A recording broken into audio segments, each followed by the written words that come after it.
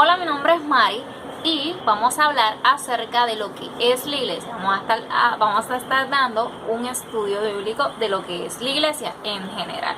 Así que vamos a comenzar. Yo busqué el significado de lo que es iglesia. Lo busqué en mi Biblia porque, ¿verdad? Para los que ya han estado viendo mis videos anteriormente, ya saben que mi Biblia en la parte de atrás tiene un glosario. Se los voy a enseñar rapidito.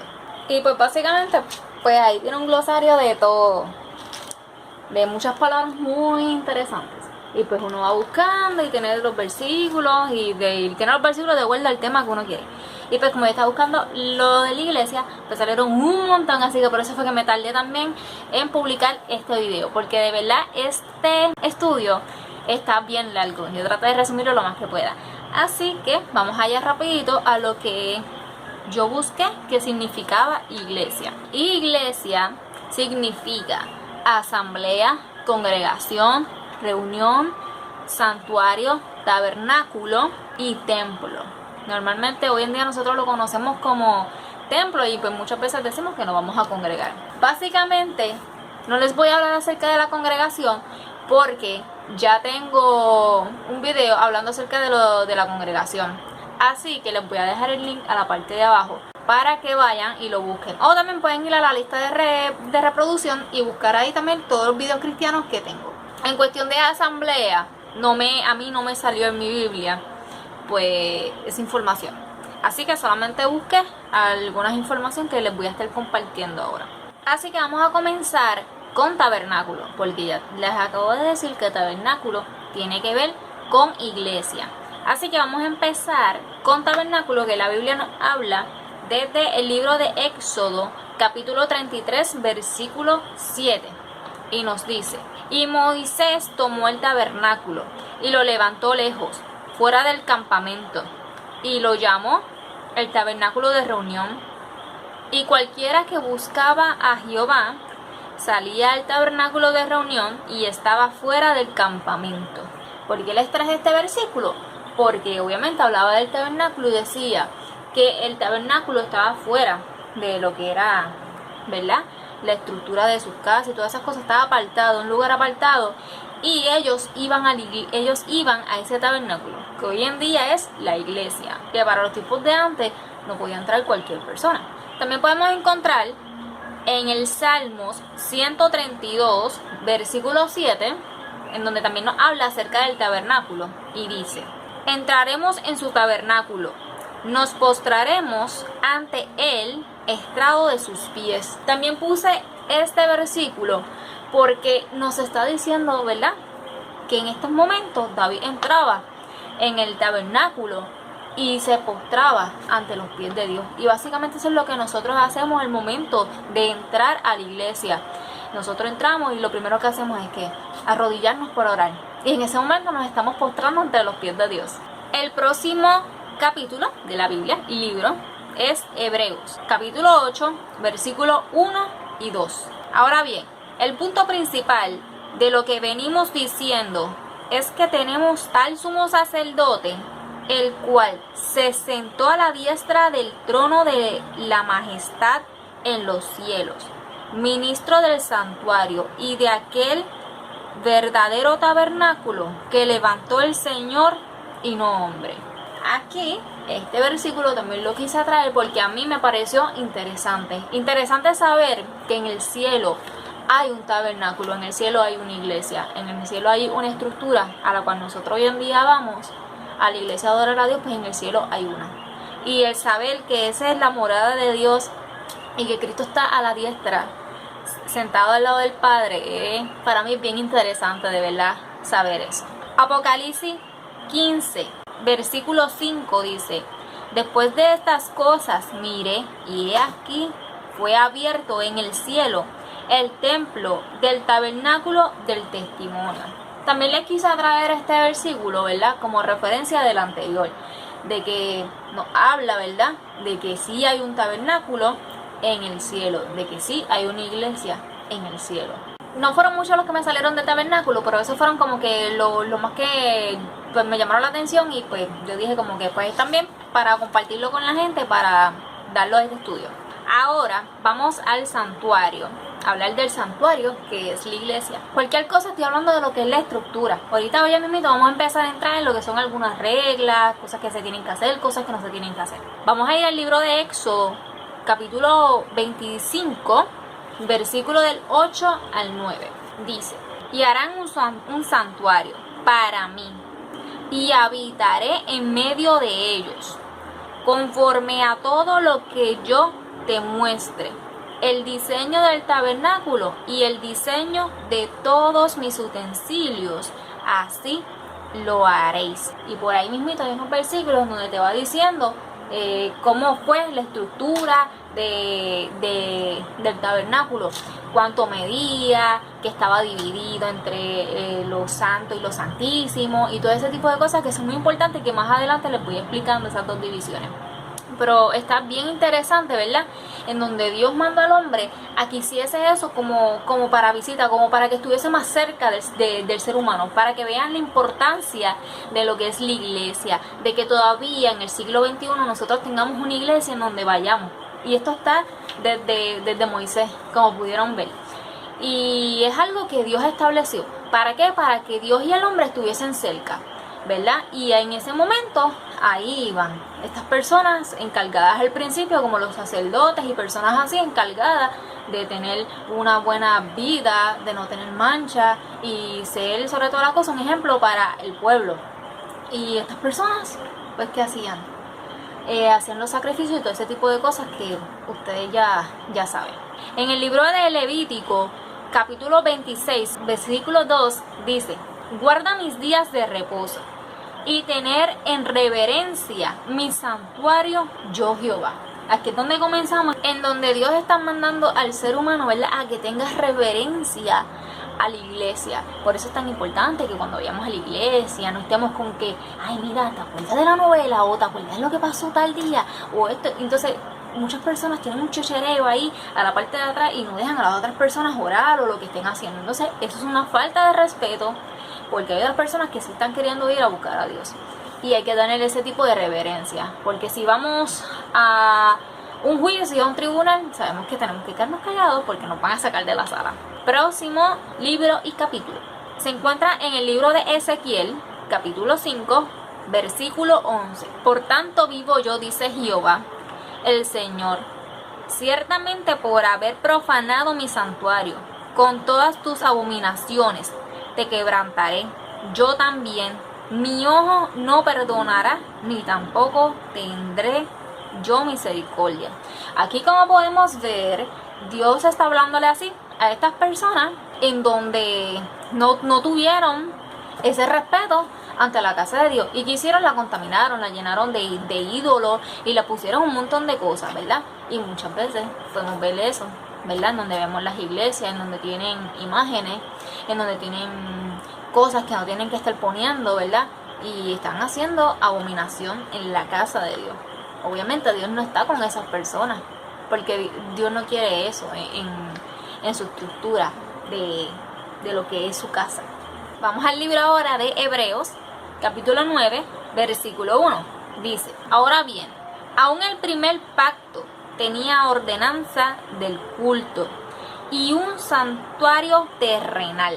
También vamos a ir al versículo 2, en donde dice: porque el tabernáculo estaba dispuesto así en la primera parte, llamado el lugar santo, que es lo que le estaba diciendo ahorita. Estaba el candelabro, la mesa y los panes de la proposición. Versículo 3. Tras el segundo velo estaba la parte del tabernáculo llamado el lugar santísimo. Versículo 4. Y vamos a seguir a estar leyendo hasta el 8. Los versículos del versículo 4 hasta el versículo 8, ustedes pueden leer ahí la descripción de lo que es el tabernáculo, de lo que para ese momento era el tabernáculo, como Dios lo había estipulado, como Dios lo había pedido y como Dios quería que fuese ese tabernáculo, que se tenía que estar moviendo cada vez que el pueblo se movía, ¿verdad? Vamos ahora al versículo 11. Pero estando ya presente Cristo, sumo sacerdote de los bienes venideros, por el más amplio y más perfecto tabernáculo, no hecho de mano, es decir, no de esta creación, Versículo 12. Y no por sangre de machos cabrios, ni de becerros, sino por su propia sangre, entró una vez para siempre en el lugar santísimo, habiendo obtenido eterna redención. Como podrán ver, leí muchos versículos de los cuales tienen que ver, como pudieron ver ahí, se les describió bastante de lo que es el santuario, lo que era la iglesia antes versus lo que es la iglesia ahora, que pueden comparar, verla mucho. El lugar santísimo hoy en día podría ser el altar, donde los pastores solamente están, que nadie más puede treparse. Y el lugar santo es básicamente donde la congregación está hoy en día. Entonces, ¿qué pasa? Que al venir Cristo, como dice en el versículo 11, al venir Cristo como sumo sacerdote ya, y Él entregarse como la ofrenda perfecta, sin mancha y sin nada, para limpiar todo pecado de una vez y para siempre, y ya no se repitan más nada esos sacrificios que se estaban repitiendo, que se hacían en esos momentos para ver si el pueblo se daba cuenta de cuánto pecaban, y era como que, no importa, pequé, voy a ir a buscar otro becerro y lo voy a matar, voy a buscar otro cabrio y lo voy a matar, y era como si no se diesen cuenta del pecado que estaban haciendo. Y luego de eso, como Dios vio que eso era como que para esta gente no le está importando lo que significa ese sacrificio, básicamente Cristo se ofreció para limpiar ya eso de una vez y para todo. Derramó su sangre, como lo dice en el versículo 12, y ya, se acabó. Ya no hay más sacrificio de esas cosas, porque el último sacrificio en la tierra lo hizo Cristo. Por cada uno de nosotros derramó su sangre para que nuestros pecados ya fuesen quitados. Ahora vamos a ir a lo que es templo. En templo vamos a ir al libro de Mateo, capítulo 21, 12 y 13. Y entró Jesús en el templo de Dios y echó fuera a todos los que vendían y compraban en el templo, y volteó las mesas de los cambistas. Que cambista, busqué información, y son personas que cambian moneda. Por ejemplo, el peso mexicano lo cambian a dólar americano, así en ese momento era. Y las sillas de los que vendían palomas, y les dijo: escrito está, mi casa, casa de oración será llamada, mas vosotros las habéis hecho cueva de ladrones. Básicamente, traje este versículo porque muchas veces vemos en las iglesias que no parecen ni iglesias a veces. No sé si ustedes sean de Puerto Rico, pero aquí había una iglesia en Puerto Rico en donde tenían era un edificio gigante, eso parecía básicamente un mall. Vendían comida, habían, qué sé yo, algo ahí de dinosaurio, no sé, algo de entretenimiento para entretener a los nenes. Y tú ibas y tú decías, ¿esto es una iglesia? Y básicamente eso es lo que Cristo se está refiriendo en esos versículos, específicamente porque Él lo dijo, es casa de oración. Eso se llama, la iglesia se llama casa de oración, y no es para vender, no es para nada de esas cosas. Si quieren vender y sacar fondos, porque obviamente se entiende, pues háganlo afuera, pero no lo hagan dentro, porque eso no es una regla, eso no se puede hacer, no se puede hacer, es una falta de respeto. Como les voy a poner un ejemplo simple para los que no entiendan, pues entiendan un poquito más. Tú tienes tu casa, ¿verdad? Y viene tu vecino y te pone una tiendita para vender allí Limber. Y tú te vas a quedar como que, pero si tú tienes tu casa, ¿por qué tienes que venir a mi casa a hacer una tiendita y ponerte a vender Limber? Es una falta de respeto, ¿verdad? Que si no te va a gustar. Pues lo mismo pasa en la casa de Dios. En el libro de Corintios, Primera de Corintios, capítulo 3, versículo 16 dice: ¿no sabéis que sois templo de Dios y que el Espíritu de Dios mora en vosotros? O sea, nosotros somos templo. Obviamente le pertenecemos a Dios, pero nosotros somos ese templo. ¿Y cómo que así somos templo? Pues somos un templo, ¿por qué? Porque nosotros somos esta estructura, ¿verdad? La estructura. Podemos vernos ahora carne y hueso, pero básicamente cuando cae el Espíritu Santo, que fue lo que Cristo dejó en la tierra, ¿verdad? Para que nos cuidase.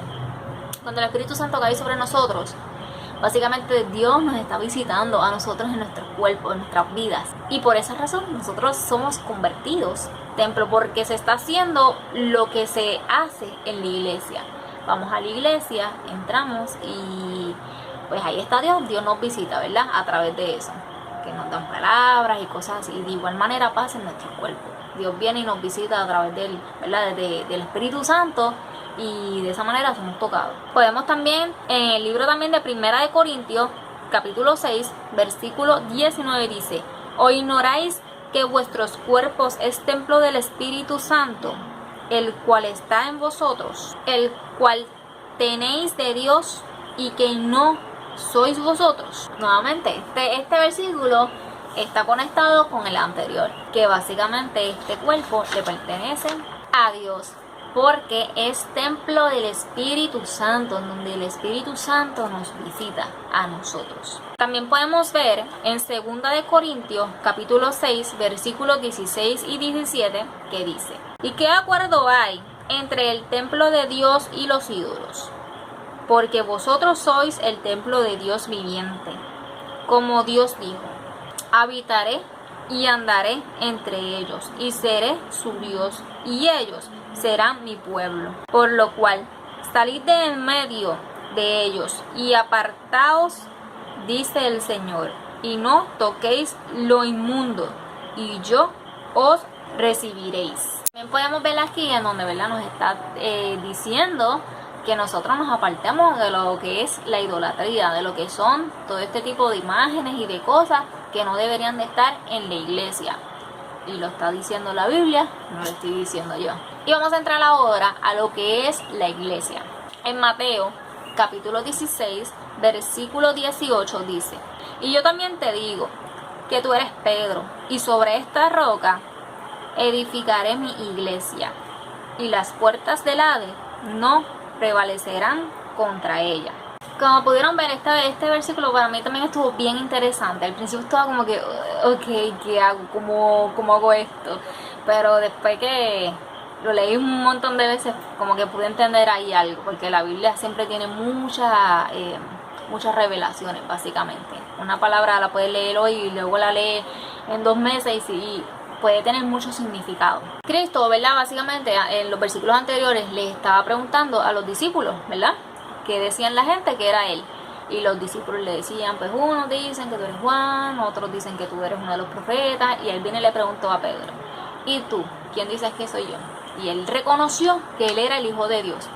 Por él haber reconocido que él era el Hijo de Dios, pues Cristo se quedó como que yo me imagino, ¿verdad?, como que bueno que estas personas, ¿verdad?, con las cuales él está compartiendo, pudieron reconocer que él era Cristo, ¿verdad? Porque las otras personas no querían reconocer y no sabían que él era Cristo, el Hijo de Dios.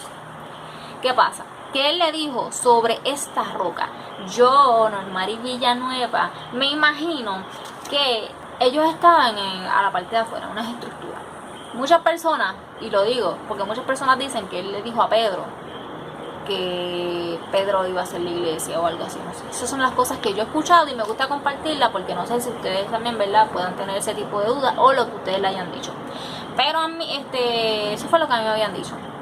Pero ahora que yo leí eso muchas veces, yo pude entender, ¿verdad?, porque miren lo que le dicen: y yo también te digo que tú eres Pedro, y sobre esta roca edificaré mi iglesia. O sea, le dice: y sobre esta roca. Él pudo decirle: y sobre ti edificaré mi iglesia, pero él le dijo: y sobre esta roca. Yo lo que me estoy imaginando es que una roca, y le dijo: y sobre esta roca edificaré mi iglesia. Ahora bien, para mí esto representa que Cristo iba a edificar una nueva iglesia. ¿En qué sentido una nueva iglesia? Porque la que ya estaba, que Dios había puesto, como habíamos leído en los versículos anteriores, con lo del tabernáculo, con lo del santuario, pues ya habíamos leído eso, que ustedes vieron, ¿verdad?, todas esas reglas. ¿Y qué pasa? Que esa gente ya habían trastornado, habían hecho la iglesia a su manera, ¿verdad? ¿Y qué pasa? Que Cristo dijo: no, espérate, yo voy a edificar mi iglesia, y las puertas del Hades no prevalecerán contra ella. O sea, básicamente se le está diciendo, y las puertas del Hades no prevalecerán contra ella, contra la iglesia. Es porque Cristo iba a ser una iglesia que iba a ser fuerte. Y que básicamente que esa es la iglesia la que Él viene a buscar. Que son cada uno de los creyentes, cada uno de nosotros, toda persona que crea en Él y esté firme y sea obediente. Esas son las personas que son parte de esa iglesia de la cual Dios va a buscar. Porque ya va a ser eterna, ya va a compartir allá arriba, en lo alto, ¿verdad?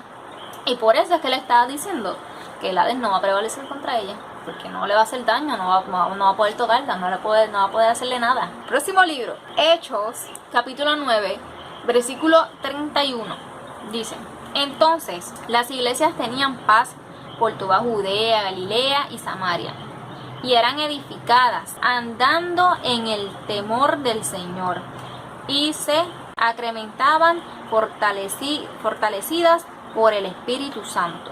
¿Ven lo que estaba diciendo ahorita de lo que se edificaban? Y eran edificadas. ¿Y cómo eran edificadas? Andando en el temor del Señor, incrementando, ¿verdad?,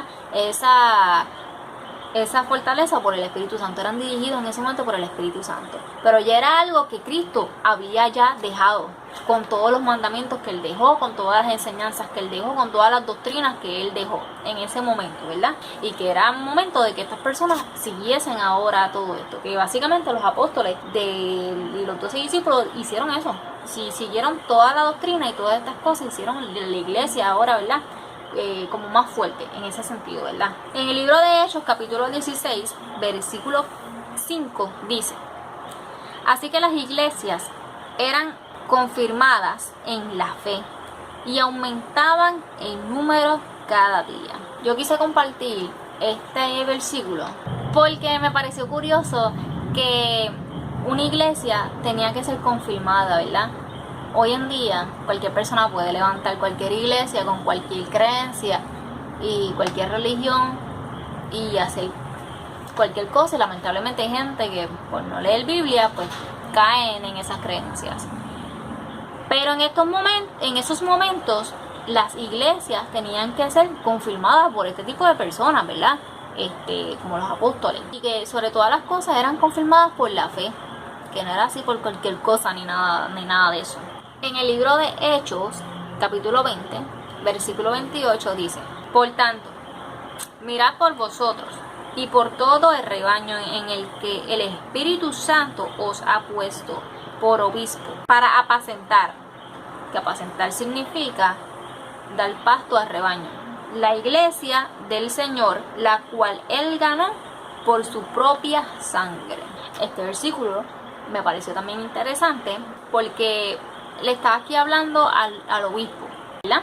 En donde le está diciendo que no tiene, o sea, que no simplemente tiene que velar por él, porque mira lo que le está diciendo: por tanto, mirad por vosotros y por todo el rebaño. O sea, cuando habla por vosotros se está queriendo referir a él y a su familia, porque ellos también tenían que dar un ejemplo, que más adelante hay un versículo por aquí que habla acerca de lo que es esta gente con la familia, que tienen que cuidarla. Por él y por el rebaño, ¿verdad?, que el Espíritu Santo ha puesto, y que los ha puesto a ellos por obispo. Ellos tienen que cuidar, se tienen que cuidar tanto ellos mismos como cuidar al rebaño. Y por eso fue que busqué la definición de lo que era apacentar, porque básicamente yo no sabía lo que era apacentar, y pues quise también compartirlo porque me pareció muy interesante, en donde un obispo tiene que dar pasto, que en este momento sería, dice, dar pasto al rebaño, que básicamente los alimentaban, ¿verdad? Pues en este momento con la iglesia sería la representación de alimentarnos a nosotros. El obispo está encargado de alimentarnos a nosotros espiritualmente hablando, de darnos las herramientas, de darnos la doctrina de Dios y de llevarnos a ese camino y darnos esas herramientas correctas. Y que lo más hermoso que esto es, en donde dice: por la cual Cristo pagó por su propia sangre, o sea, con su propia sangre Él pagó y Él ganó la iglesia. No fue con cualquier cosa, no fue con oro, no fue con plata, fue con la sangre de Cristo.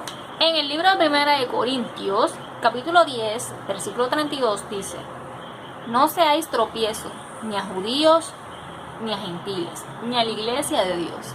Aquí nos está diciendo, ¿verdad?, que no podemos ser tropiezos a la iglesia. Nosotros no podemos andar en la vida hablando de las iglesias mal.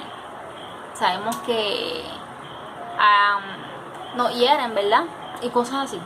Pero no podemos estar hablando todo el tiempo como que mal y siendo de tropiezo esa iglesia y desearle el mal a que se cierre. No, eso Dios se va a encargar. La persona es mala, Dios se va a encargar de que esa persona le llegue su juicio en ese momento, en el momento que Dios decida. Y si así es su voluntad, si no es que la persona se arrepiente, ¿verdad? Pero nosotros no podemos estar hablando mal de la iglesia, porque básicamente la iglesia también es el cuerpo de Dios. Acabamos de leer que la iglesia representa a cada uno de nosotros, ¿sabes? Y nosotros somos algo, somos parte de la creación de Dios. Y no es bonito, ¿verdad?, que estemos hablando de esa manera. Nos hicieron algo malo, pues oremos para que Dios bregue con cada una de esas personas que hicieron mal. Primera de Corintios, capítulo 11, versículos 18 y 19 dice: pues en primer lugar, cuando os reunís como iglesia, oigo que hay entre vosotros divisiones, y en parte lo creo, porque es preciso que entre vosotros haya disensiones, para que se hagan manifiestos en vosotros los que son aprobados. Estos versículos también los quise compartir porque están muy interesantes para mí, porque muchas personas están como que ¿por qué hay gente mala en la iglesia cuando no deberían de estar? Pues ahí está su respuesta. Básicamente estas personas tienen que ser probados. ¿Y quiénes son los que tienen que ser probados? ¿Los malos? No, los buenos. ¿Por qué? Porque vamos a ver realmente si estas personas realmente están aprobadas o no, si realmente estas personas son de Dios o no. Porque en el momento difícil, ahí es cuando nosotros sabemos realmente quiénes son nuestros amigos, ¿verdad? Pues en esos momentos difíciles Dios quiere saber quiénes son los que realmente son cristianos y quiénes no. Así que por eso es que estas personas tienen que estar ahí. Así que den gracias por cada una de esas personas que están en las iglesias y pues muchas veces están en bochinche y en cosas. Oremos para que realmente tengan un encuentro con Dios. Primera de Corintios, capítulo 12, versículo 28, dice: y aún nos puso Dios en la iglesia, primeramente apóstoles, que busquen de la definición de apóstoles, y es predicador. Luego profetas, lo tercero maestros, luego los que hacen milagros, después los que sanan, los que ayudan, los que administran, los que tienen don de lengua. Este versículo también lo quise compartir para que vieran todo lo que es una iglesia y todos los que están en una iglesia. Por si acaso hay algunas personas, como he escuchado, religiones que dicen eso, hablar de lengua, eso son cosas de demonios o cosas así. No, porque la Biblia lo está diciendo, que en las iglesias está compuesta de todas estas personas que acabo de decir, de predicadores, de las personas que hacen milagros, de las personas que son profetas, de los que ayudan en las iglesias a limpiar, a organizar, a ser maestros, los que son maestros, los que administran, ¿verdad? Si sea el dinero o lo que tengan que administrar los papeles y todo ese tipo de cosas. Todas estas personas son importantes en la iglesia, todos, desde el más grande hasta el más pequeño, todos son importantes. En Efesios capítulo 5, versículo 27 dice: a fin de presentársela a sí mismo una iglesia gloriosa, que no tuviese mancha, ni arruga, ni cosa semejante, sino que fuese santa y sin mancha. Eso es lo que realmente Dios quiere de la iglesia. En el libro de Primera de Timoteo, capítulo 3, versículo 5, dice: pues el que no sabe gobernar su propia casa, ¿cómo cuidará de la iglesia de Dios? Aquí es donde le estaba hablando del versículo, de lo que tiene que ver con los obispos y todo este tipo de cosas. Como un pastor o pastora, lo que sea, dicen ser pastores cuando su propia no saben básicamente tener el control ni de su familia. Sus hijos están al garete y todo ese tipo de cosas. No se puede tampoco juzgar, porque básicamente si estas personas son recientemente venidos de, ¿verdad?, se acaban de convertir, pues obviamente sabemos que sus familias están en ese camino de también igual que ellos, porque se entiende, ¿verdad?, Y pues obviamente sabemos que todo es un proceso, porque estas personas están viendo el cambio de sus familiares que ahora son pastores, y ellos se tienen que encargar de dar el testimonio para que sus familias vengan a los caminos. Pero hay otras veces en donde hay pastores en donde llevan muchos años, sus hijos fueron criados en el evangelio desde que nacieron, entonces de repente como que ¡fium!, se fueron por otro camino, cuando se supone que ellos le hayan enseñado la palabra de Dios como es, le hayan enseñado la doctrina de Dios como es, le hayan enseñado lo que es bueno y lo que es malo. ¿Y qué pasó ahí? No saben gobernar sus propias casas y quieren gobernar algo que es de Dios. Y básicamente ahí Dios le está diciendo que estas personas no pueden ser pastores. Primera de Timoteo, capítulo 5, versículo 16.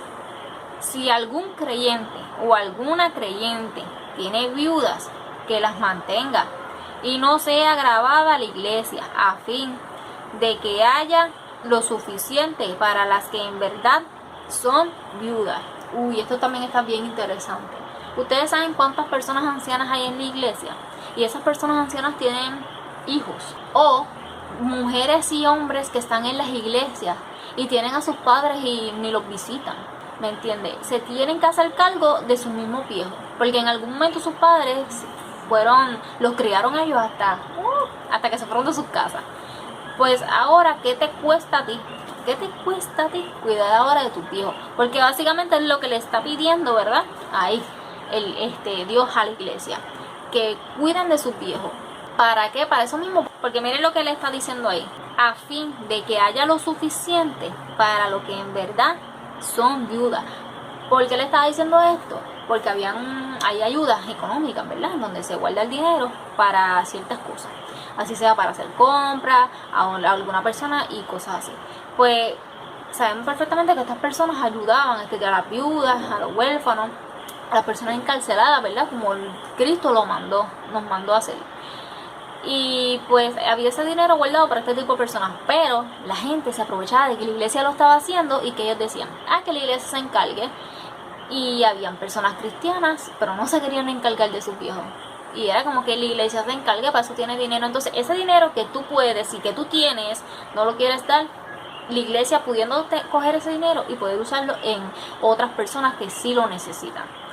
Ahí lo está diciendo, ¿verdad? Para hoy en día, en las iglesias, en donde pueden haber muchas personas con necesidades, así sea de comida, así sea de medicina, de lo que sea, pero no tienen ese dinero, y muchas veces pues por no saber administrarlo o por que tienen que darle a otras personas que a lo mejor ni lo necesitan, pues no pueden ayudar a esas personas.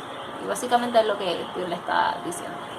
Tercera de Juan, capítulo 1, versículo 10, dice: por esta causa, si yo fuere, recordaré las obras que hace parloteando. ¿Qué significa? Busca la definición y significa hablar sin fundamento, con palabras malignas contra nosotros, y no contento con estas cosas, no recibe a los hermanos, y a los que quieren recibirlos se lo prohíben y los expulsan de la iglesia. Básicamente este era un hombre que se llamaba Diótrefes, que básicamente no quería a las personas que estaban con Juan, ni a los apóstoles, ni nada de esas personas, ¿verdad?, en la iglesia de él, porque sabían perfectamente que lo que pasa es que este hombre no apoyaba las cosas que ellos estaban haciendo. Además de que obviamente le iban a sacar un montón de cosas a la luz que este hombre estaba haciendo. Y él lo que hacía era votar a los hermanos. Como lamentablemente hay iglesias, no todas, claro está, no estoy diciendo que son todas, son bien pocas de por hecho. Pero hay iglesias en donde no permiten a personas, qué sé yo, deambulantes o adictas o lo que sea, que no permiten que entren en las iglesias. O los famosos con que tú tienes pantalón y no puedes entrar, o tú estás maquillada y no puedes entrar, o cosas así, básicamente. Y esto pues pasa hoy en día. En esos momentos pasaba de esta manera, en donde no los dejaban entrar por sus propias creencias, y hoy en día no los dejan entrar por su manera de ser físicamente o de verse físicamente, pero no ven la necesidad que hay en su corazón. Por último, ¿qué Dios quiere y espera de nosotros como iglesia? Vamos al libro de Apocalipsis, capítulo 2, versículo del 2 al 4. Quiero decir la verdad que estas son las iglesias en donde les estaba hablando, ¿verdad? Le estaba hablando a estas iglesias y le está dando unos consejos. ¿Por qué cogí estas iglesias y decidí, ¿verdad? Dar algunos versículos de estas iglesias? Porque pues nosotros estamos estudiando las iglesias y estas iglesias nos representan hoy en día a nosotros. ¿Por qué? Porque tienen muchas cosas que hoy en día las iglesias hoy tienen o les hacen falta. Y por eso fue que traje estos versículos. Por si acaso hay personas que dicen, es que eso no tiene que ver nada con lo de la iglesia. Para mí, sí.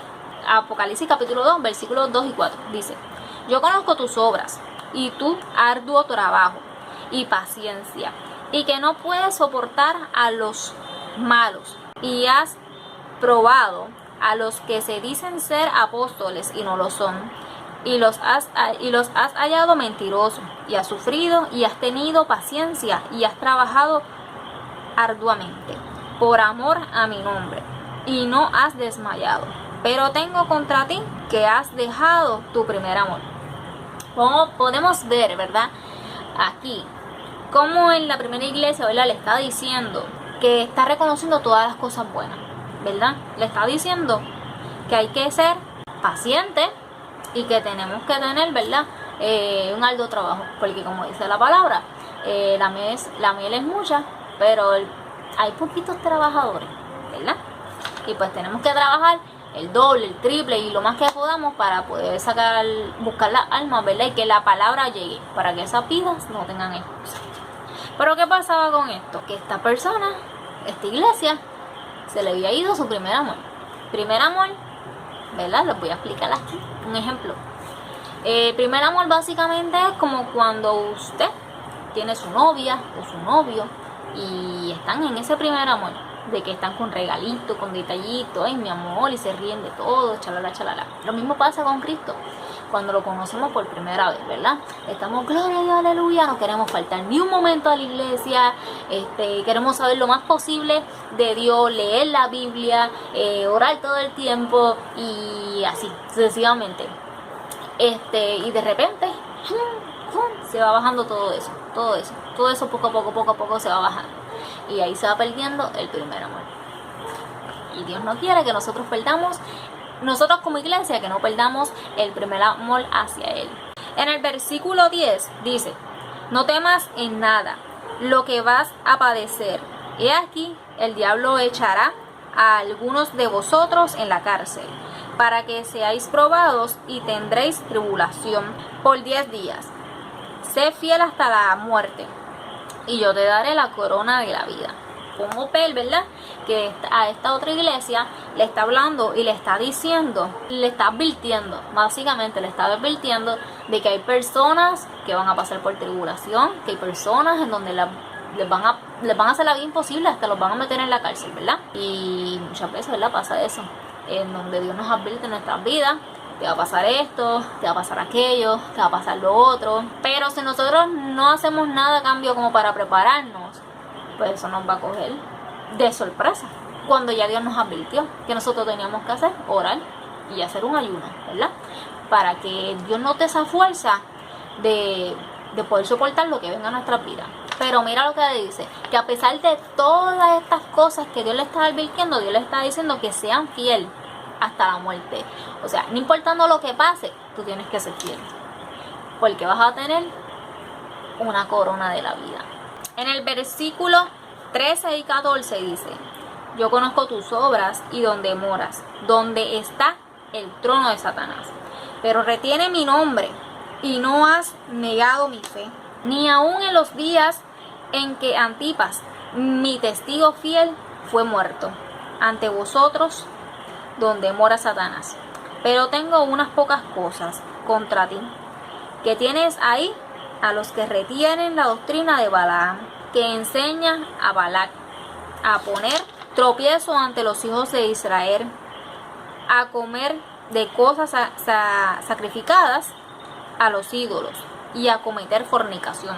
Aquí tenemos un par de puntos muy interesantes, ¿verdad? Donde esta iglesia, Dios le está advirtiendo, en donde esta persona donde estas personas, ¿qué me refiero a esta persona, verdad? Para dar un ejemplo, en donde esta persona está Básicamente en el mundo, porque le está diciendo donde mora Satanás. O sea, en el mundo. Pero conoce de Dios, porque le está diciendo que conoce de Dios y tiene temor de Él. Tienes temor de Dios, conoces de Dios, pero estás en el mundo. Entonces, a pesar de todo esto, le dice que tiene personas ahí adentro que están trayendo como manías, podríamos decir, a la iglesia. Manías de cuestión de, en estos momentos se está queriendo referir a lo que es los ídolos, ¿verdad? Llevando esas manías del mundo para la iglesia. Y hoy en día lo podemos ver claramente, en donde hay algunas iglesias en donde están permitiendo cosas del mundo. Ustedes mismos saben qué son cosas del mundo y qué no. Y lamentablemente están permitiendo esas cosas. Y que las personas, los pastores, lo saben, pero por seguir atrayendo vidas de esa manera y que no le están ayudando para nada a salir del mundo, permiten que esas cosas del mundo sean arrastradas a la iglesia, cuando no le están haciendo de bien a ninguna de sus vidas. Por ejemplo, voy a dar un ejemplo de mi vida. Yo cuando estaba en una iglesia, me acuerdo que un presidente, para atraer más jóvenes, él lo que hacía era que llamaba raperos famosos que eran cristianos, y iban a la iglesia a cantar esas músicas que yo me sentía súper rarísima, pero súper rarísima. Y en ese momento yo no estaba como bien metida con Dios, yo estaba como que empezando. Y yo que escuchaba esa música y me encantaba, yo estaba ahí y yo me sentía rara. Y yo decía como que, ok, estoy en la iglesia, estoy en una discoteca, ¿dónde estoy?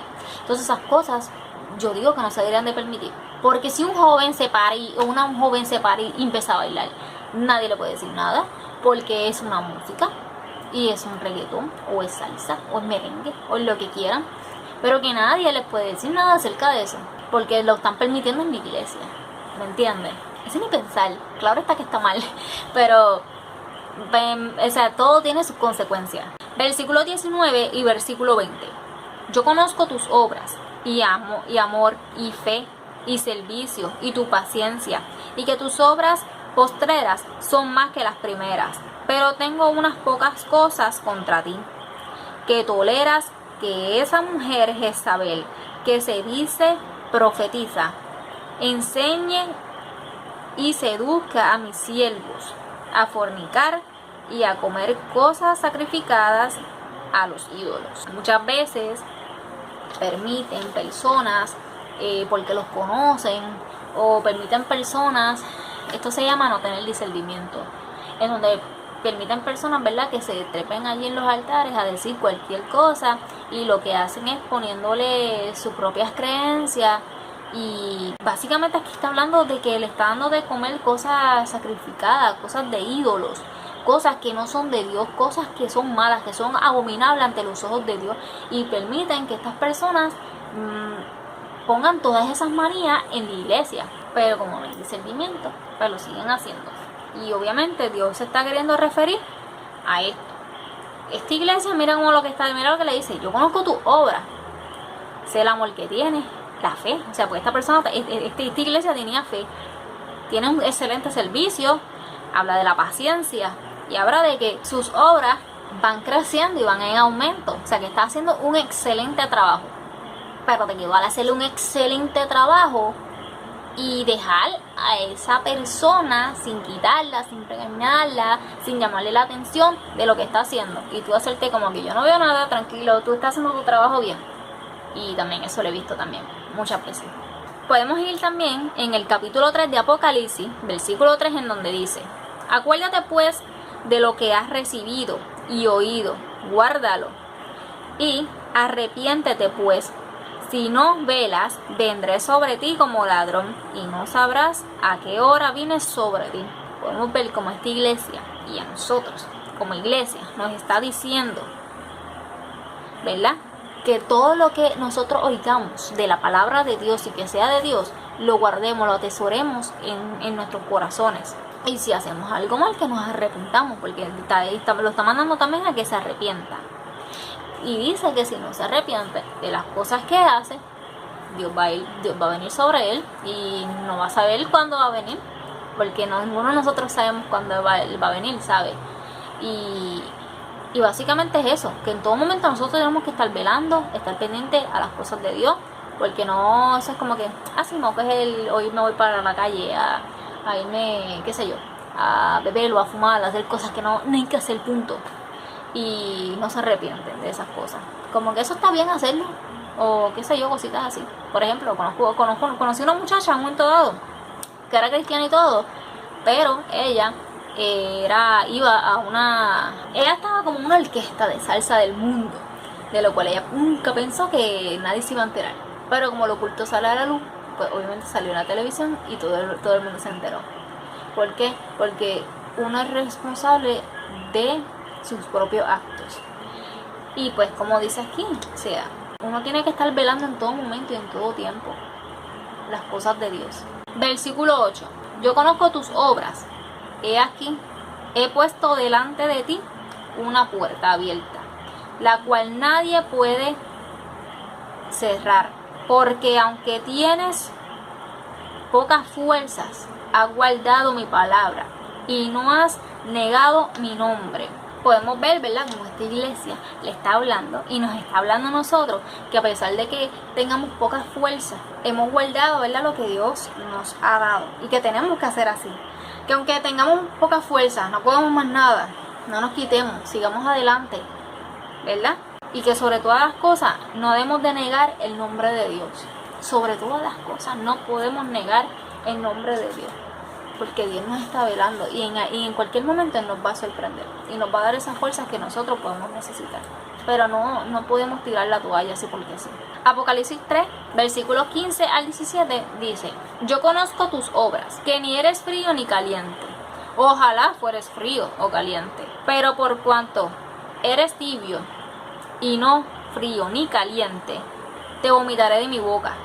Porque tú dices: yo soy rico y me he enriquecido, y de ninguna cosa tengo necesidad, y no sabes que tú eres un desventurado, miserable, pobre, ciego y desnudo. Interesante. Y así termina, ¿verdad? Interesante.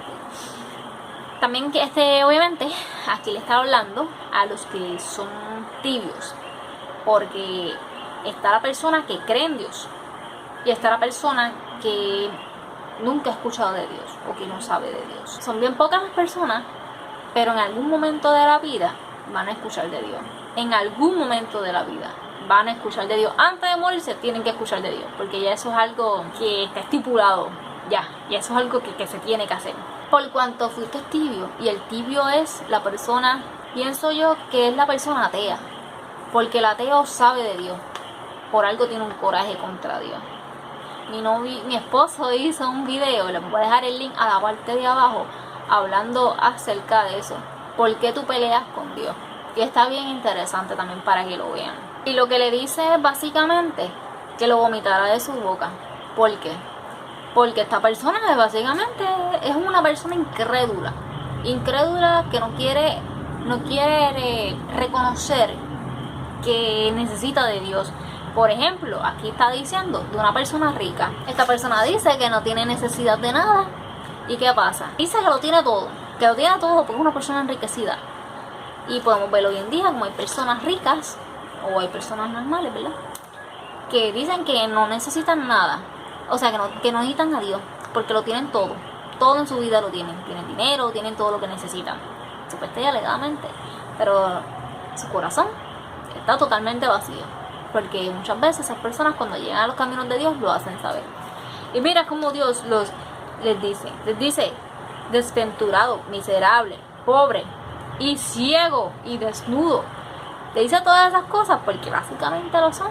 Son miserables porque no tienen a Dios. Son ciegos porque no quieren ver la realidad. O sea, son ciegos porque no quieren ver la realidad. Son pobres porque no tienen a Dios. Y están desnudos porque no tienen esa cubierta del Padre, ¿me entiendes?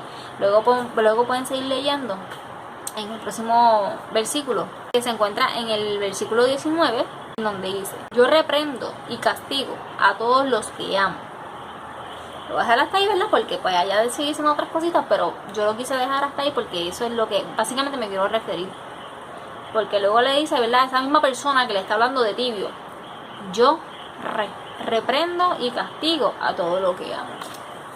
Y si esa es su manera de corregirlo, haciéndole pasar como le hizo a Nabucodonosor, que Nabucodonosor lo tenía todo, pero no quería reconocer que había uno más grande, ¿verdad? Que era Dios, no lo quería reconocer. ¿Qué le pasó a Nabucodonosor? Terminó siendo nada, terminó siendo como un animal, comiendo en la tierra, estando desnudo, y terminó siendo nada, hasta que reconoció a Dios. Cuando reconoció a Dios, ahí fue que Dios permitió, ¿verdad? Nuevamente que él pudiera crecer como persona, como ser humano. Y muchas veces, ¿verdad?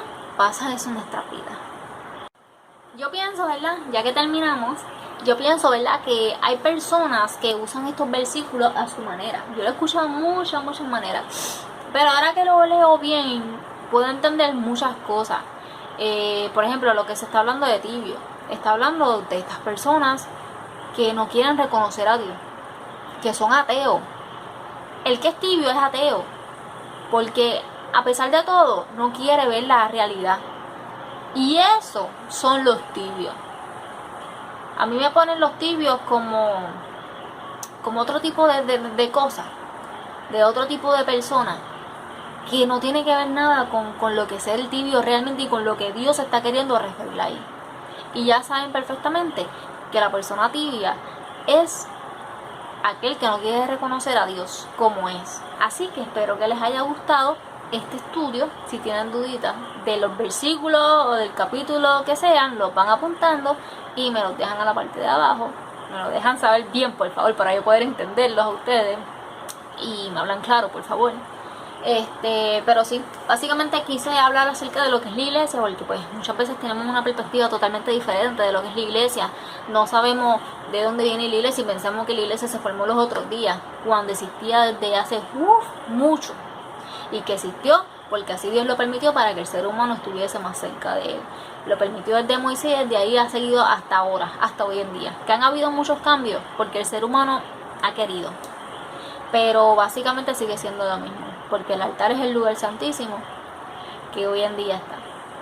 Así que nada, espero que les haya gustado este video, puedan compartir este video con muchas personas y nos vemos para la próxima.